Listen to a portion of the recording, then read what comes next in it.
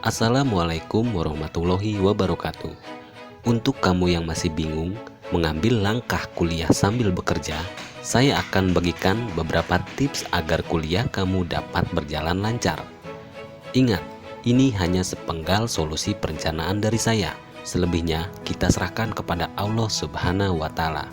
Namun, dalam hal ini, tips yang akan saya berikan berdasarkan pengalaman saya. Jadi, mari kita mulai amati dan cermati metodenya. Pertama, tempatkan terlebih dulu diri kamu pada posisi yang mana. Apakah tujuan kuliah sambil kerja karena keterbatasan ekonomi atau karena ingin mencoba hidup mandiri? Coba tanyakan kepada diri Anda sendiri sebelum mengambil langkah kuliah sambil bekerja, karena ini dasar langkah awal kamu. Jangan gegabah dalam mengambil keputusan saat kamu baru saja keluar atau lulus dari bangku SMA. Miliki mentor untuk mendukung proses perjalanan kuliah kamu. Itu yang kedua. Baiklah, mari kita bahas lebih mendalam lagi. Jika kamu sudah mantap untuk mengambil keputusan kuliah sambil bekerja, kamu harus rela berkorban. Ingat, digarisbawahi, rela berkorban. Kenapa? Karena kamu di sini pasti akan melihat keadaan ekonomi keluargamu yang berada di bawah. Pasti secara otomatis yang ada di pikiran kamu adalah, orang tua saya butuh bantuan materi dari saya.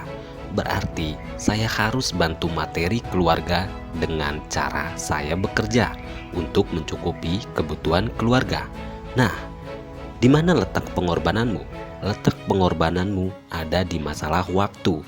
Kamu harus siap menunda mimpimu, cukup dengan perhitungan 1 tahun ke depan. Kenapa saya bilang seperti ini? Karena rata-rata anak yang baru lulus SMA terkadang emosinya menggebu-gebu untuk langsung kuliah tanpa memikirkan efek tersulitnya dari cara ini. Saya sampaikan, jangan gegabah untuk mengambil keputusan. Semua orang sukses punya rencana, dan itu tetap pada teknis yang dirancang.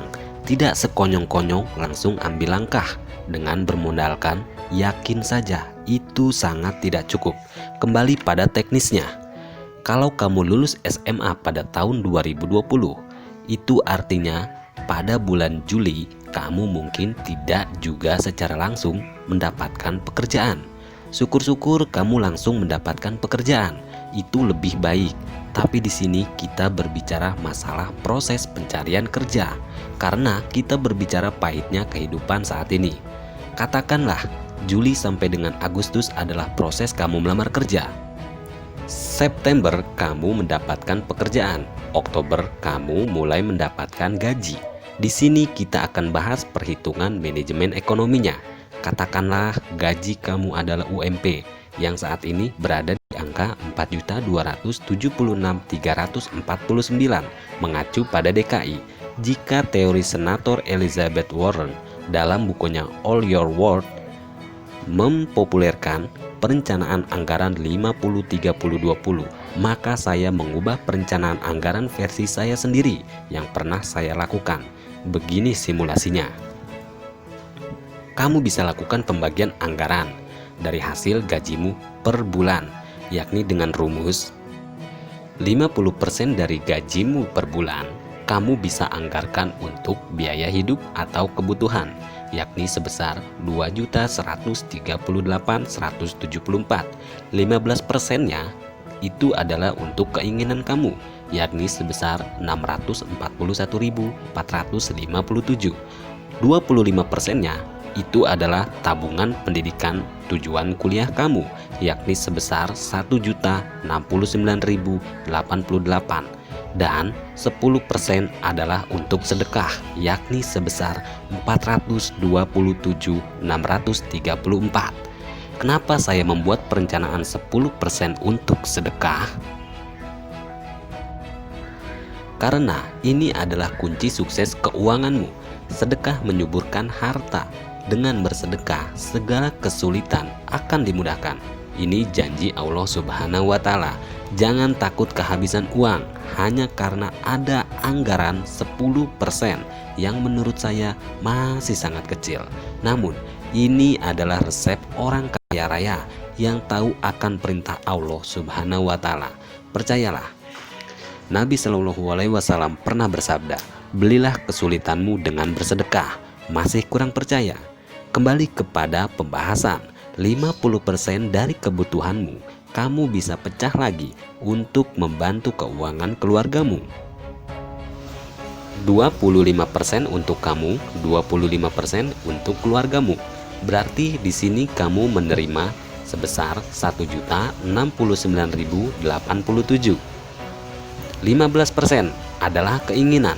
Kamu bisa rencanakan untuk pembelian barang produktif seperti notebook atau laptop guna penunjang kamu kuliah nanti, handphone dan yang lainnya yang sekiranya produktif atau dalam artian bermanfaat guna mendukung perjalanan menuju tujuanmu. Dan yang ini adalah nyawa dari semua anggaran yang sudah kamu tetapkan. 25% adalah tabungan pendidikan. Kita simulasikan lagi. Katakanlah Oktober adalah gaji pertamamu, maka didapatkan 25% untuk tabungan pendidikan sebesar Rp1.069.088. Rentang waktu untuk kamu daftar kuliah adalah 8 bulan ke depan, dari Oktober sampai dengan Mei. 8 bulan dikalikan dengan Rp1.069.088 sama dengan Rp8.552.696. Dari nominal sebesar itu, kamu dapat gunakan untuk keperluan biaya masuk dunia perkuliahan yang sudah sangat mencukupi menurut saya. Dari uang Rp8.500.000 yang sudah kamu kumpulkan selama ini, percayalah itu sangat mencukupi untuk modal kamu mengawali perkuliahan kamu di beberapa universitas yang mungkin tidak akan saya sebutkan. Bahkan uang bangunan untuk mengawali mahasiswa itu kuliah hanya sebesar 1-2 juta, dan mungkin kamu bisa cari itu. Tapi ingat, jangan dulu pilih Universitas Bonafit. Kembali pada tujuan awal dulu, karena di sini yang penting kamu dapat pendidikan ke jenjang lebih tinggi. Lalu tanamkan prinsip, dimanapun kamu belajar, di sanalah kamu menjadi pintar. Emas tetaplah emas, sekalipun dia berada di selokan. Kamu pasti paham. Oke, kita lanjut. Kamu bisa mengambil kelas khusus karyawan yang di beberapa universitas sudah disediakan. Bahkan ada juga yang sudah menjalani sistem absen jalan atau menyediakan lebih tepatnya khusus kelas karyawan. Apa itu absen jalan? Jadi absen jalan adalah belajar secara shift.